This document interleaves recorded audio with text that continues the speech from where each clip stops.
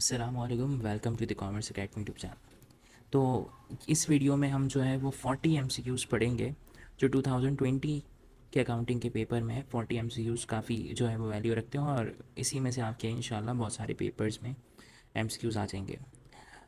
MCQs number 1, amount invested by proprietor in the business is credited to. तो अगर proprietor amount invest करता है business के अंदर तो उससे क्रेडिट क्या होता है? तो ये ट्रांजैक्शन जो है वो हम बहुत दफ़ा रिकॉर्ड कर चुके हैं। जब भी प्रोप्राइटर यानी कि ऑनर ऑनर बिजनेस के अंदर इन्वेस्ट करता है तो क्या एंट्री बनती है? जो भी चीज़ वो इन्वेस्ट करता है वो एसेट डेबिट होता है और कैपिटल क्रेडिट होता है। तो यहाँ पर सही ऑप्शन क्या है? Capital credit. अगर हम दूसरा ऑप्शन देखें तो यहाँ पर एक ऑप्शन है अकाउंट्स पेबल। तो अकाउंट्स पेबल नहीं होता। अकाउंट्स पेबल तो तब आता है जब आप कोई चीज़ उधार पर, क्रेडिट पर, अकाउंट पर ख़रीदते हैं। कैश क्रेडिट नहीं होगा। कैश तो जब क्रेडिट होगा जब हम कोई चीज़ खरीदेंगे और कैश की पेमेंट करेंगे। ड्राइंग तो हमेशा होते ही डेबिट है। तो यहाँ पर कैपिटल सही ऑप्शन है। Journalising is made in this order. Journalising इस ऑर्डर में होती हैं, बनती हैं। तो असेंडिंग ऑर्डर में नहीं, डिसेंडिंग ऑर्डर में तो ये भी सही ऑप्शन नहीं है। अल्फ़ाबेटिकल ऑर्डर में यानी कि जो अगर मिसाल के तौर पे कोई ट्रांजैक्शन ए से शुरू हो रही है तो वो पहले आएगी, फिर बी से शुरू हो रही है वो बाद में आएगी। नहीं, ऐसा बिल्कुल भी नहीं है। ट्रांजैक्शंस हमेशा जर्नलाइजिंग जो बनती है वो क्रोनोलॉजिकल ऑर्डर में बनती है यानी कि डेट वाइज। तो हम ट्रांजैक्शंस को जर्नल में रिकॉर्ड करते हैं डेट वाइज ट्रांजैक्शन को रिकॉर्ड करने को कहते हैं chronological. MCQs number 3, cash withdrawal from business by the proprietor is credited to. तो cash withdrawal from the business से निकाल रहे हैं, कैश विड्रॉ कर रहे हैं बाय द प्रोप्राइटर यानी ऑनर अगर कैश क्रेडिट कर रहा है तो क्रेडिट क्या होगा? यानी कि ऑनर अगर कैश विड्रॉ कर रहा है तो क्रेडिट क्या होगा, ये आपको बताना है। तो ऑनर ने जब कैश विड्रॉ करा तो वैसे ये हुआ क्या? ये ड्राइंग हुई क्योंकि ऑनर ने कैश विड्रॉ करा बिजनेस से, पर्सनल यूज़ के लिए करा होगा। ठीक है, तो यहाँ पर ड्राइंग डेबिट होगा, लेकिन हमारे डेबिट से कोई मतलब नहीं है। डेबिट क्या होता है? तो हमें तो पूछा है क्रेडिट क्या होगा, तो क्रेडिट यहाँ पर कैश विड्रॉ करा है तो कैश क्रेडिट होगा। दूसरा ऑप्शन देखें अगर तो परचेज क्रेडिट होगा, परचेज अकाउंट क्रेडिट होगा तो नहीं, कैपिटल अकाउंट क्रेडिट होगा तो नहीं, ड्राइंग अकाउंट क्रेडिट नहीं होगा, डेबिट होगा पर्सनल यूज़ के लिए अगर इन्होंने विड्रॉ करा है। यहाँ पे मेंशन नहीं है लेकिन मोस्टली अगर ऐसा होता है तो पर्सनल यूज़ के लिए होता है। MCQs number 4, increase are debited to these account. Increases debit करते हैं इन अकाउंट्स को। तो जब जब इंक्रीज़ होता है तो कैपिटल, रेवेन्यू और लाइबिलिटी क्रेडिट होते हैं, लेकिन एसिड और एक्सपेंस इंक्रीज़ के वक्त डेबिट होते हैं। तो ये जो बात यहाँ पर हुई है ये आपके लिए क्या है? Rules of debit and credit से यह एमसीक्यूज आया है कि कौन सी चीज़ इंक्रीज़ होते हुए डेबिट होती है। तो option acid and expense. MCQs number 5. If assets and capital are rupees 1 lakh and 20,000 respectively, the value of liability will be। तो अकाउंटिंग इक्वेशन यहाँ पर आई है कि अकाउंटिंग इक्वेशन क्या होती है? Asset equals to liability plus capital. तो कह रहे हैं एसेट अगर जो है वो 1 लाख है और कैपिटल जो है वो 20,000 है तो लाइबिलिटी क्या होगी? तो अगर इसी अकाउंट इक्वेशन को हम अरेंज करें तो ये बन जाएगी liability equals to asset minus capital. तो अगर हम यहाँ पर लाइबिलिटी का अमाउंट निकालने के लिए हमें क्या करना होगा? Asset minus capital. तो कैपिटल है 20,000, तो 1 लाख माइनस 20,000, तो आंसर इज 80,000। तो लाइबिलिटी का अमाउंट होगा 80,000, तो यहाँ पे करेक्ट ऑप्शन 80,000 है। If loss is rupees 4,000 and revenue is rupees 15,000, the amount of expenses will be. तो इस बात को सबसे पहले क्लियर करें कि हमें लॉस होता कब है। तो लॉस होता जब ही है जब हमारे रेवेन्यूज़ से ज़्यादा हमारे एक्सपेंसेस हों, तो वो लॉस की कंडीशन होती है कि रेवेन्यूज़ हमारे जो है वो कम है, रेवेन्यूज़ हमारे कम हैं और एक्सपेंसेस हमारे ज़्यादा हैं, तो क्या हो जाएगा? लॉस हो जाएगा। तो यहाँ पर ये कह रहे हैं कि लॉस हमें कितने का हो गया? 4,000 का। तो एक्सपेंसेस कितने के हैं? 15,000 के। तो लॉस हमेशा उतना ही होता है जितना आपके एक्सपेंसेस आपके रेवेन्यू से ज़्यादा हैं। सपोज़ आपका रेवेन्यू है 20 और आपके एक्सपेंसेस हैं 22, तो लॉस कितने का हुआ? 2 का। तो यहाँ पर आपके रेवेन्यू से आपके एक्सपेंसेस कितने ज़्यादा हैं? 2।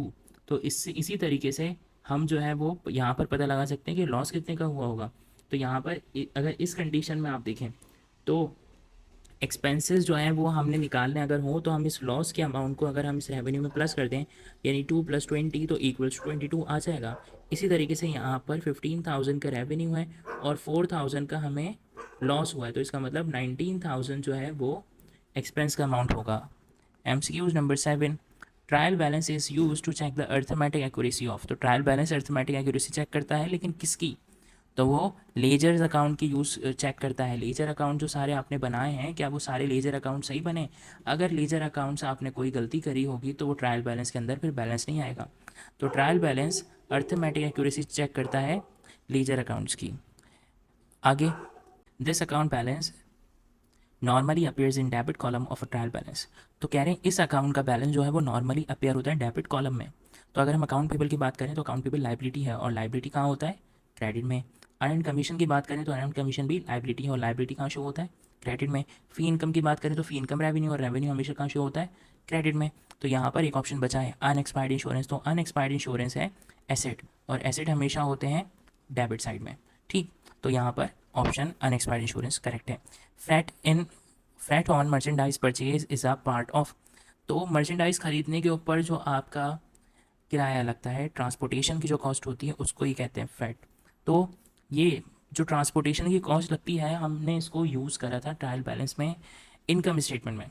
हमने इसको यूज़ करा था इनकम स्टेटमेंट में। तो इनकम स्टेटमेंट में हम क्या करते थे, इसको जब कॉस्ट ऑफ गुड्स सोल्ड का पोर्शन हम निकालते थे तो वहाँ पर नेट परचेज़ के अंदर इसको हम ऐड करते थे, तो टोटल कॉस्ट ऑफ परचेज़ आता था। तो वो जो नेट परचेज़ या टोटल कॉस्ट ऑफ परचेज़ हमने निकाला था, वो कहाँ निकाला था? कॉस्ट ऑफ गुड्स सोल्ड के लिए। तो freight on merchandise purchase a part of cost of goods sold. Net sales का पार्ट नहीं होता, उससे लेना देना नहीं है। एसेट का पार्ट होता है? नहीं, ऐसा नहीं है, एसेट का पार्ट नहीं होता। ऑनर्स इक्विटी का पार्ट भी नहीं होता।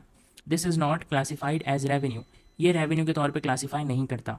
तो रेवेन्यू के तौर पे सेल्स ये क्लासीफाई करती है, कैश सेल्स रेवेन्यू है, क्रेडिट सेल्स भी रेवेन्यू है, और फी अर्न भी रेवेन्यू है। सेल्स ऑन फिक्स एसेट को आपने अगर सेल करा तो वो आपका रेवेन्यू नहीं है।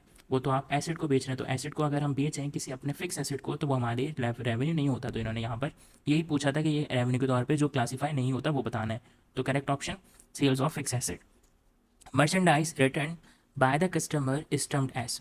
Merchandise return by the customer, यानी कि कस्टमर ने मर्चेंडाइज रिटर्न कर दी। तो कस्टमर को हम जब बेचते हैं तो हम उसको सेल्स कहते हैं, और जब कस्टमर हमें मर्चेंडाइज वापसी कर दे तो हम कहते हैं उसको सेल्स रिटर्न। तो ये ऑप्शन करेक्ट है। परचेज रिटर्न कब है? हम जब सप्लायर से मर्चेंडाइज परचेज करते हैं, और अगर हम सप्लायर को मर्चेंडाइज वापसी करते हैं तो उसको कहते हैं परचेज रिटर्न। परचेज अलाउंस अलग चीज़ है, और सेल डिस्काउंट भी अलग चीज़ है। आगे, MCQs नंबर 13, this document is send to customer on return of merchandise. ये डॉक्यूमेंट जो है वो सेंड होता है कस्टमर को ऑन रिटर्न ऑफ मर्चेंडाइज, जब मर्चेंडाइज रिटर्न होती है। तो मर्चेंडाइज जब रिटर्न होती है तो ये क्रेडिट नोट इशू करते हैं हम। क्यों करते हैं? क्योंकि हमने जब मर्चेंडाइज उसको बेची थी तो उस वक्त हमने अकाउंट रिसीबल को डेबिट करा होगा, और अब जो है वो अकाउंट रिसीबल हमने दोबारा से क्रेडिट करना होगा, तो क्रेडिट नोट इशू करते हैं। जब भी सेल्स रिटर्न होगा, कस्टमर आपको जो है वो मर्चेंडाइज वापसी कर देगा, तो आप कस्टमर को इन रिटर्न क्या देंगे? क्रेडिट नोट, क्योंकि आप जो है आपका जो अकाउंट रिसीबल है वो भी क्रेडिट होगा। तो इसको इस तरीके से आपने याद रखना है। डेबिट नोट कब होगा? जब आप सप्लायर को मर्चेंडाइज वापसी करेंगे, यानी कि परचेज रिटर्न, तो तब डेबिट नोट आएगा। इनवॉइस तो जब कोई भी ट्रांजैक्शन होती है तो इनवॉइस इशू होती है, जब कोई चीज़ परचेज की जाती है तो उस वक्त इनवॉइस इशू होती है। ठीक, प्रॉमिसरी नोट जो है वो एक अलग चीज़ है। In cash book discount received इस। कैश बुक के अंदर जो डिस्काउंट रिसीव्ड हो, तो डिस्काउंट कौन सा हमें रिसीव्ड होता है? तो अगर हम सेल डिस्काउंट की बात करें तो सेल डिस्काउंट आपको रिसीव नहीं होता, बल्कि सेल डिस्काउंट तो हम दे रहे होते हैं कस्टमर को। लेकिन जबकि जो परचेज डिस्काउंट है वो हमें रिसीव होता है, क्योंकि परचेज डिस्काउंट जब मिलता है जब हम पेमेंट कर रहे होते हैं। पेमेंट किसको पेमेंट कर रहे होते हैं? सप्लायर को। तो उस वक्त जो डिस्काउंट मिलता है वो परचेज डिस्काउंट होता है। तो हम किस साइड रिकॉर्ड करते हैं? तो पेमेंट हमेशा रिकॉर्ड होती है क्रेडिट साइड के ऊपर। तो क्रेडिट साइड में हम जो डिस्काउंट रिकॉर्ड करते हैं वो डिस्काउंट रिसीव्ड होता है, क्योंकि हम पेमेंट कर रहे होते हैं। तो पेमेंट कहाँ आती है? क्रेडिट साइड पर, और क्रेडिट साइड पर ही वो डिस्काउंट आएगा। और क्रेडिट साइड पर कौन सा डिस्काउंट होता है? Purchase discount. ठीक, तो यहाँ पे दूसरा ऑप्शन जो है यहाँ पर लिखा होता है रिकॉर्ड ऑन डेबिट साइड, तो ये गलत ऑप्शन है। रिकॉर्ड ऑन बोथ साइड, दोनों तरह नहीं, ऐसा कुछ भी नहीं होता। नॉट रिकॉर्डेड कह रहे, रिकॉर्ड ही नहीं करते, तो ये सारे ऑप्शंस गलत हैं। पेटी cash book does not contain transactions of. पेटी कैश बुक के अंदर ये ट्रांजेक्शन नहीं आती। तो इस्टेब्लिशमेंट ऑफ पेटी कैश ये आती है। इस्टेब्लिशमेंट की ट्रांजेक्शन बनती है जिसके अंदर हम बैंक डेबिट या कैश डेबिट करते हैं, और इस्टेब्लिशमेंट ऑफ पेटी कैश बुक की ट्रांजेक्शन आती है जिसके अंदर हम जो है वो पेटी कैश फंड डेबिट और कैश या बैंक क्रेडिट करते हैं, तो ये ट्रांजैक्शन आती है। फिर पेटी पेमेंट्स की ट्रांजैक्शंस भी आती हैं, तमाम एक्सपेंसेस को जिसके अंदर हम जो है वो डेबिट करते हैं, और फिर पेटी कैश फंड को क्रेडिट कर रहे होते हैं, तो ये ट्रांजैक्शन, ये एंट्री भी बनती है। आगे रीइंबर्समेंट ऑफ पेटी पेमेंट्स, ये वही बात है जो कि ये यहाँ पर इन्होंने बताई हुई है। पेटी पेमेंट्स जो है हम कर रहे हैं। Purchase of land, land purchase करने की ट्रांजेक्शन जो है, क्योंकि लैंड कोई पैटी अमाउंट से तो लैंड खरीदेगा नहीं, वो छोटा मोटा तो अमाउंट नहीं है, लैंड जो है उसके लिए कोई बड़ा अमाउंट भी होगा और ये मेन ट्रांजेक्शन है, तो ये जर्नल जर्नल के आएगी, के अंदर आएगी, पैटी कैश बुक में नहीं आएगी। MCQs number 15, in bank reconciliation deposit in transit it, bank reconciliation के अंदर डिपॉजिट इन ट्रांजिट क्या होता है, उसका क्या करते हैं हम। तो डिपॉजिट इन ट्रांजिट कहते किसको हैं, ऐसा डिपॉजिट जो आपने बैंक में डिपॉजिट तो करा दिया, यानी आपने बैंक में भिजवा दिया, लेकिन वो डिपॉजिट किसी भी वजह से अभी बैंक नहीं पहुंचा, या बैंक पहुंचते पहुंचते जब बैंक वहाँ पहुंचना था तो बैंक का क्लोजिंग का टाइम हो गया, आपने एक बंदे के हाथ जो है वो चेक भिजवाया या पैसे भिजवाए, ठीक है, आपने कुछ अमाउंट जो है वो किसी बंदे के हाथ से बैंक में भिजवाया कि जाके इसको डिपॉजिट करवा दो, लेकिन वो बंदा उस अमाउंट को लेके घर से ले गया, यानी कि वो भूल गया, उसने बोला कल करवा दूंगा, तो ऐसा डिपॉजिट जो कि अभी बैंक नहीं पहुंचा उसको कहते हैं हम डिपॉजिट इन ट्रांजिट। लेकिन अगर वो बंदा सुबह जब बैंक जाएगा तो वो बैंक में जब डिपॉजिट कराएगा तो हमारा बैंक अकाउंट उससे होगा क्या, बढ़ जाएगा, बैंक अकाउंट बढ़ेगा, इसका मतलब बैंक स्टेटमेंट बढ़ेगा, तो हम उसको एडजस्ट करने के लिए बैंक स्टेटमेंट के अंदर ऐड कर देते हैं, क्योंकि इन फ्यूचर वो बैंक स्टेटमेंट को बढ़ाएगा ही वो deposit. Subtract from bank statement नहीं, बैंक स्टेटमेंट को सब्ट्रैक्ट नहीं करना, माइनस नहीं करना, क्योंकि वो अमाउंट बैंक स्टेटमेंट में जाएगा तो ऐड होगा, ना कि उसको कम करेगा। अदर ऑप्शन जो है वो लिखा हुआ है added to cash book, cash book के अंदर रिकॉर्ड नहीं होगा, कैश बुक के अंदर ऐड नहीं करेंगे, कैश बुक में से वो पहले ही रिकॉर्ड हो चुका होगा। Subtracted from cash book, cash book के अंदर से सब्ट्रैक्ट करना है, कह रहे नहीं ये भी नहीं होगा, तो ये सारे ऑप्शन जो है गलत है, सिर्फ यही है कि added to bank statement. MCQs number 16, the cheque not yet present in bank is termed as, तो ऐसा चेक जो अभी तक प्रेजेंट नहीं हुआ उस चेक को कहते हैं हम अनप्रेजेंटेड चेक। तो अनप्रेजेंटेड चेक का एक और नाम है, यानी कि वो चेक्स होते हैं जिनको हमने इशू कर दिया होता है लेकिन वो पेमेंट के लिए प्रेजेंट नहीं हुए, यानी आपने एक चेक किसी सप्लायर को दे तो दिया, लेकिन वो सप्लायर उस चेक को लेकर जब तक बैंक नहीं जाएगा तो बैंक वाले उसकी पेमेंट कैसे करेंगे। तो ऐसा चेक जो आपने इशू कर दिया है वो अभी बैंक में प्रेजेंट नहीं हुआ तो उसको कहते हैं अनप्रेजेंटेड चेक। तो जब भी प्रेजेंट चेक के होने का जिक्र होगा तो समझ जाएं इस चेक से आपके अकाउंट से पैसे जाएंगे, क्योंकि आपने चेक इशू करा होगा। तो यहाँ पर दूसरे नाम देख लेते हैं अनक्रेडिटेड चेक। तो अनक्रेडिटेड चेक वो चेक्स होते हैं जिनकी वजह से हमारा अकाउंट क्रेडिट होना है, इसका मतलब हमारा अकाउंट बढ़ना है। तो क्योंकि बैंक के लिए हमारा अकाउंट तब क्रेडिट होता है जब हमारे अकाउंट के अंदर पैसे आते हैं, और डेबिट जब होता है जब हमारे अकाउंट से पैसे जाते हैं, ठीक। तो ये ऑप्शन हमारे पास नहीं है। अनकलेक्टेड चेक्स, तो ये वो चेक्स हैं जो कि बैंक के पास चेक्स हमने दिए हुए हैं जो बैंक को कलेक्ट करने थे, बैंक ने अभी नहीं करे, तो ये भी ऑप्शन नहीं है। अनप्रेजेंटेड चेक्स को ही हम एक और नाम देते हैं, उसका दूसरा नाम है आउटस्टैंडिंग चेक्स। तो ऐसे चेक्स जिनकी अभी पेमेंट नहीं हुई है, और नॉर्मली आउटस्टैंडिंग पेमेंट्स उन्हीं को कहते हैं जिनकी पेमेंट अभी हुई नहीं है पर टाइम हो गया। यानी हम नॉर्मली भी अगर कहते हैं आउटस्टैंडिंग सैलरीज़ की बात करें तो सैलरी एक्सपेंस अगर हम पे नहीं करें तो वो होता है आउटस्टैंडिंग सैलरीज, ठीक है। इसी तरीके से अगर हम कोई चेक जिसकी अभी पेमेंट नहीं हुई तो वो कहलाता है आउटस्टैंडिंग चेक्स, ठीक। तो ये अनप्रेजेंटेड और आउटस्टैंडिंग एक ही तरह के चेक्स होते हैं। बाउंस चेक तो हम कहते हैं डिसऑनर्ड चेक को, डिसऑनर्ड चेक बाउंस्ड होने की वजह से भी हो सकता है, तो बहरहाल ये ऑप्शन नहीं है। This is not shown in balance sheet, balance sheet के अंदर ये नहीं होता, कैश होता है, बिल्डिंग भी होती है, गुडविल भी होती है, रेंट एक्सपेंस नहीं होता, ये तो इनकम स्टेटमेंट में होगा। आगे, if gross profit is ₹5,000 net income is it's 25%, expenses must be.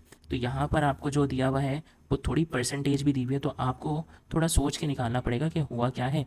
तो ग्रॉस प्रॉफिट जो है यहाँ पर 5,000 है और नेट इनकम उसकी 25,000, तो बहुत इजी है वैसे कि ग्रॉस प्रॉफिट की 25,000 नेट इनकम है, तो ग्रॉस प्रॉफिट की वैसे 25,000 होगा क्या। तो अगर हम करें इसको सॉल्व तो 25,000 25% जो आ रहा है इसका 50 मल्टीप्लाई बाई 25,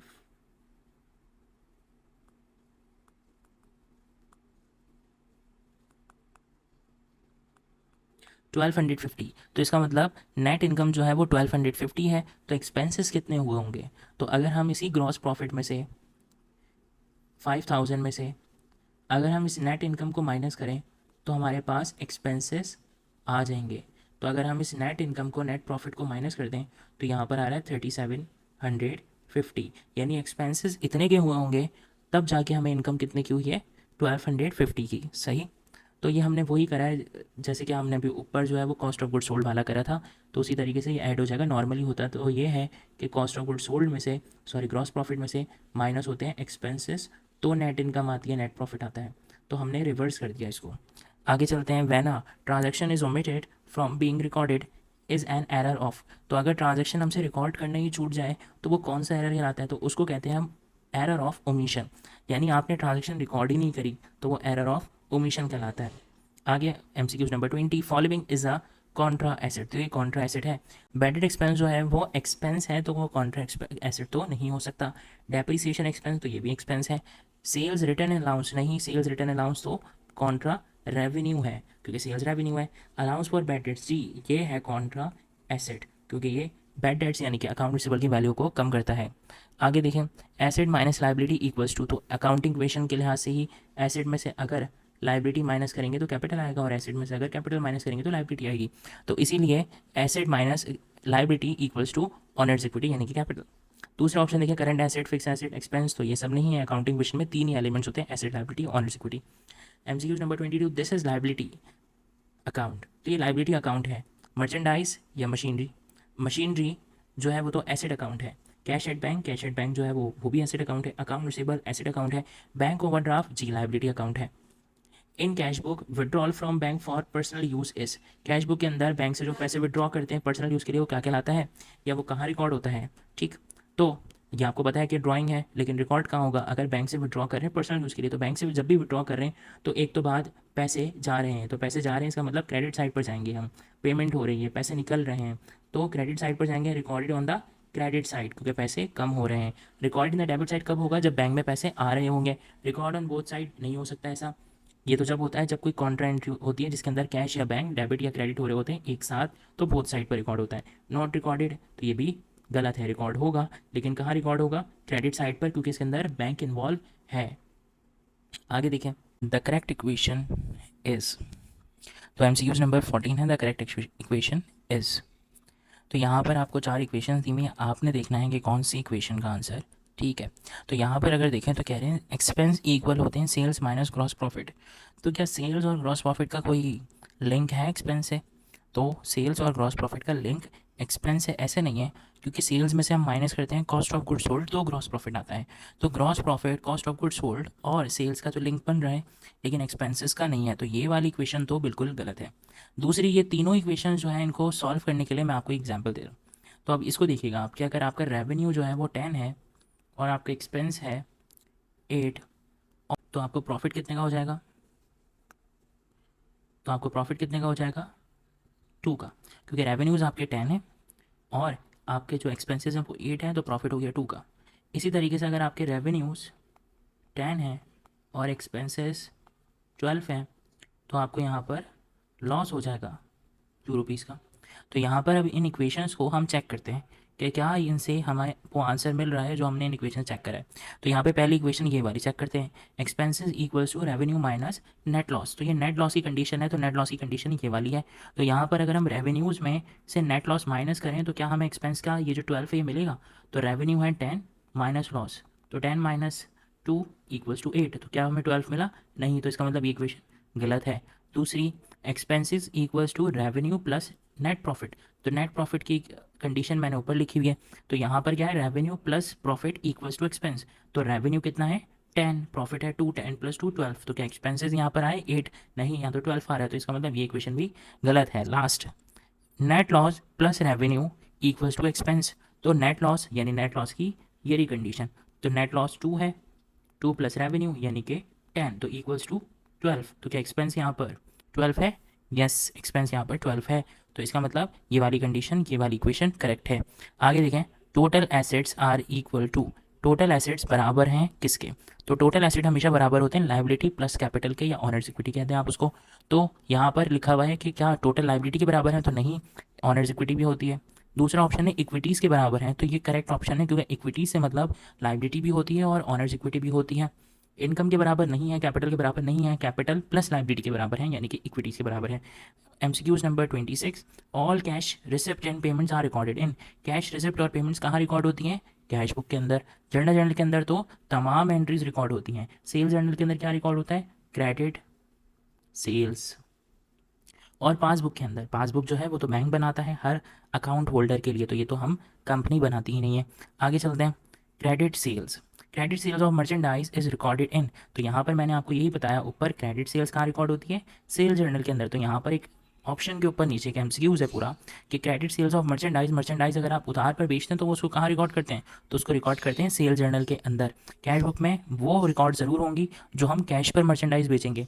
जर्नल के अंदर तो दोनों ही रिकॉर्ड हो सकती हैं, कैश वाली भी क्रेडिट वाली भी, लेकिन यहाँ पर खास तौर पे पूछा हुआ है कि क्रेडिट सेल्स कहाँ रिकॉर्ड होती हैं, तो उसका सही ऑप्शन सेल जर्नल है। आगे चलते हैं।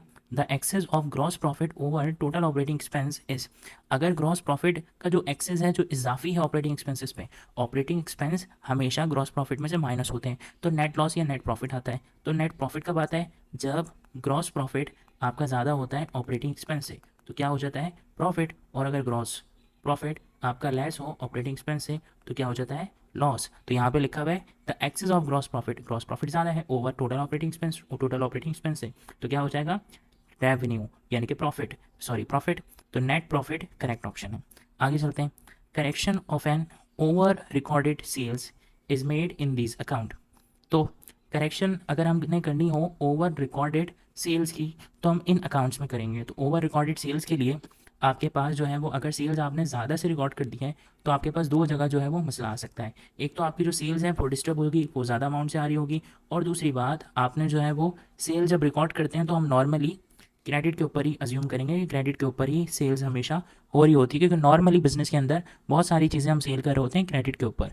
तो अगर हमने over recorded of sales record कर ली है, तो अब उसको सही करने के लिए हम इन अकाउंट्स को यूज़ करेंगे। तो पहला ऑप्शन है कैश एंड अकाउंट रिसीवेबल, तो कैश और अकाउंट रिसीवेबल नहीं आएंगे, सेल्स भी तो आना चाहिए यहाँ पर, तो ये ऑप्शन तो गलत हो गया। दूसरा ऑप्शन कैश एंड सेल्स, तो कैश एंड सेल्स भी एक तरीके से सही ऑप्शन है, लेकिन क्योंकि मैंने आपको बताया कि जब जब मर्चेंडाइज हम बेचते हैं तो ज़्यादातर केसेस के अंदर हम उधार पर ही बेच रहे होते हैं। बिजनेस के अंदर ज़्यादातर मर्चेंडाइज खरीदना और बेचना ये क्रेडिट के ऊपर ही चल रहा होता है। तो कैश एंड सेल्स से ज़्यादा अच्छा ऑप्शन हमारे पास यहाँ पर मौजूद है कि अकाउंट रिसीवेबल और सेल्स। मर्चेंडाइज हमने बेची होगी तो अकाउंट रिसीवेबल को डेबिट करा होगा और सेल्स को क्रेडिट करा होगा। अगर हमने ज़्यादा रिकॉर्ड कर लिया तो इन्हीं दो अकाउंट्स को हमने सेट करना है, एडजस्ट करना है, ताकि हमारा सही रिकॉर्ड आ जाए।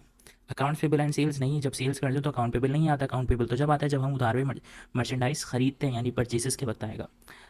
आगे MCQs number 30, expenses due but not paid. ऐसे एक्सपेंस जो ड्यू हो गए, यानी उनका टाइम आ गया है, एक्सपायर हो चुकी है चीज़, लेकिन आपने उसको पे नहीं करा, तो वो क्या कहलाती है लाइबिलिटी। जैसे कि सैलरी किसी एम्प्लॉयज़ को देनी है आपने जुलाई की 30 जुलाई को, लेकिन आपने अगस्त भी जो है वो 15 अगस्त हो गई, अब वो सैलरीज का क्या होगा, वो सैलरी आपके लिए लाइबिलिटी बन गई, क्योंकि आपने 30 जुलाई को देनी थी, आपने पे नहीं करी। तो ऐसी सैलरी, सैलरी अक्रूड सैलरी का वर्ड भी इसके लिए यूज़ होता है, और सैलरी पेबल के तौर पर भी हम इसको रिकॉर्ड करते हैं, तो ये लाइबिलिटी है, एसेट नहीं है, इनकम नहीं है, ना कैपिटल है।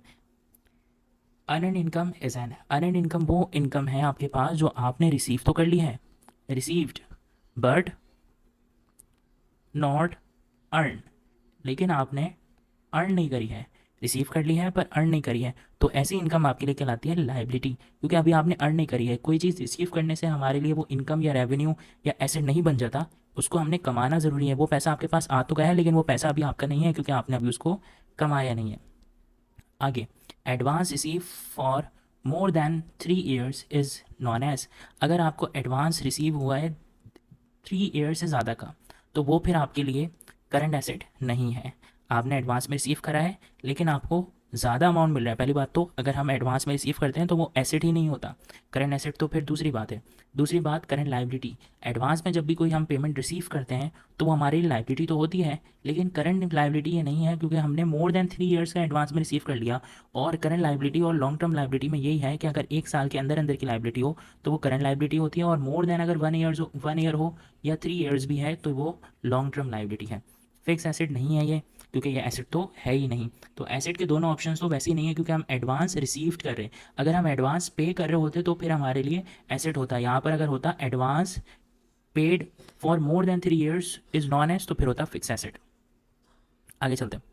The owners claim on the business asset is called, तो ऑनर का क्लेम बिजनेस के एसेट के ऊपर कहलाता है ऑनर्स इक्विटी, और आउटसाइडर का क्लेम जो है बिजनेस के एसेट पर कहलाता है लाइबिलिटी। एसेट और एक्सपेंस यहाँ पे कुछ नहीं है। Accrued income is, accrued income क्या है, ऐसी इनकम जो आप कमा चुके हैं लेकिन आपने अभी तक रिसीव नहीं करी है, तो ऐसी इनकम को हम रिकॉर्ड करते हैं रिसीवेबल के साथ। यानी कि आपने किसी को सर्विस दे दी है और उससे कमीशन लेना है, पर आपने अभी तक रिसीव नहीं करा, तो हम क्या एंट्री बनाते हैं, commission receivable debit, commission income credit. तो हमने जो अक्रूड इनकम है वो हमारे लिए क्या है, एसेट है, वो पैसा हमने रिसीव करना है, उसके ऊपर हमारा राइट है, क्योंकि हम सर्विसेज दे चुके हैं, तो यहाँ पर आ गया करंट एसेट। दूसरा यहाँ पे ऑप्शन यहाँ पे दिए हुए इनकम है, तो वो इनकम जो है वो आपका यहाँ पर जो अक्रूड इनकम की बात की जा रही है वो आपके लिए एसिड ज़्यादा अप्रोप्रिएट ऑप्शन है, इसलिए हमने लगाया। इनकम भी है हमारी वो, लेकिन यहाँ पर ज़्यादा एक्यूरेट ऑप्शन जो था वो यही था। आगे देखें करंट लाइबिलिटी, तो लाइबिलिटी तो बिल्कुल भी नहीं है। आप अक्रूड इनकम वही इनकम है जो हमने जिसकी सर्विसेज दे दी हैं और उसको रिसीव नहीं करा, यानी कि कैश का ट्रांसफ़र अभी नहीं हुआ। लॉन्ग टर्म लाइबिलिटी नहीं है, लाइबिलिटी तो है ही नहीं। आगे चलते हैं। Merchandise inventory ending is shown in the, ending merchandise को जो है वो हम शो करते हैं बैलेंस शीट के अंदर। जब बैलेंस शीट बनाते हैं, हमने फाइनेंशियल स्टेटमेंट बनाया तो एंडिंग मर्चेंडाइज उस बैलेंस शीट के अंदर शो हो रही होती है जो हम बैलेंस शीट बनाते हैं क्लोजिंग वगैरह के बाद। ठीक, तो ट्रायल बैलेंस और जनरल इनकम स्टेटमेंट के, हाँ इनकम स्टेटमेंट के अंदर भी शो करते हैं हम, लेकिन इनकम स्टेटमेंट के अंदर करने का पर्पस हमारा मेन जो होता है वो बस यही होता है कि कॉस्ट ऑफ गुड्स सोल्ड की सही वैल्यू हम फाइंड कर सकें। लेकिन यहाँ पर कह रहे हैं कि वो मेनली जो उसके रिकॉर्ड या उसको शो करने का पर्पस मेन जो होता है वो बैलेंस शीट के अंदर ही होता है। अच्छा, commission earn but not yet received called, तो कमीशन आपने अर्न कर लिया लेकिन रिसीव नहीं करा। तो अगर आपने अर्न कर लिया और रिसीव नहीं करा तो ऐसा कमीशन आपके लिए अक्रूड इनकम ही है। जैसे कि हमने एमसीक्यूज नंबर 24 में देखा कि 34 में कि यहाँ पर अक्रूड इनकम के बारे में बता रहे थे, तो हमने उसको बोला कि ये करंट एसेट है। करंट एसेट क्यों था? क्योंकि हमने कमा तो लिया लिया है लेकिन हमने बस रिसीव नहीं करा, तो वो रिसीव नहीं करा तो वो रिसीव हम फ्यूचर में कर लेंगे, तो वो हमारे लिए रिसीवेबल था। यहाँ पर भी वही बात है कि commission earn but not yet received, अभी हमने बस रिसीव नहीं करा तो वो अक्रूड इनकम है। ऐसी इनकम जो आप कमा लें लेकिन आपने अभी रिसीव नहीं करी वो आपके लिए अक्रूड इनकम होती है। एनएसएफ स्टैंड फॉर, तो एनएसएफ हमने देखा है कि जहाँ पे डिजॉनर चेक होता है वहाँ पर आ रहा होता है लिखा हुआ मार्क एनएसएफ ऐसे करके। तो एनएसएफ का मतलब होता है नॉन सफिशिएंट फंड, उस बंदे के अकाउंट में पैसे नहीं होते हैं, फंड नहीं है, नॉन सफिशिएंट फंड। यानी कि अगर हम इसको बोलें कि वो जो फंड है वो नाकाफ़ी है, यानी कि उतना पैसा उनके पास है ही नहीं। आगे देखें, sales is also known as, sales को हम ये भी कहते हैं। तो सेल्स हमारे लिए क्या है? रेवेन्यू है। इंटरेस्ट मार्कअप प्रॉफिट नहीं है, प्रॉफिट हम सेल्स को नहीं बोल सकते क्योंकि प्रॉफिट तो वो होता है जिसमें से एक्सपेंसेस माइनस हो चुके होते हैं। तो सेल्स तो बस हमारे लिए रेवेन्यू बता रहा होता है कि रेवेन्यू हमारा ये है, उसमें से एक्सपेंसेस माइनस होंगे तब जाके प्रॉफिट आएगा। In cash book sale discount is shown on, cash book के अंदर सेल डिस्काउंट कहाँ शो होता है? तो सेल डिस्काउंट हमेशा शो होता है रिसिप्ट साइड पर। क्योंकि हमें सेल डिस्काउंट मिलता कब है? जब हम पेमेंट किसी से रिसीव कर रहे होते हैं, क्योंकि हम ये डिस्काउंट देते हैं कस्टमर को, तो कस्टमर से जो पैसे आते हैं वो रिसिप्ट साइड पर आते हैं, तो हम उस वक्त डिस्काउंट को रिकॉर्ड कर रहे होते हैं। तो हमेशा सेल डिस्काउंट कहाँ पर आता है?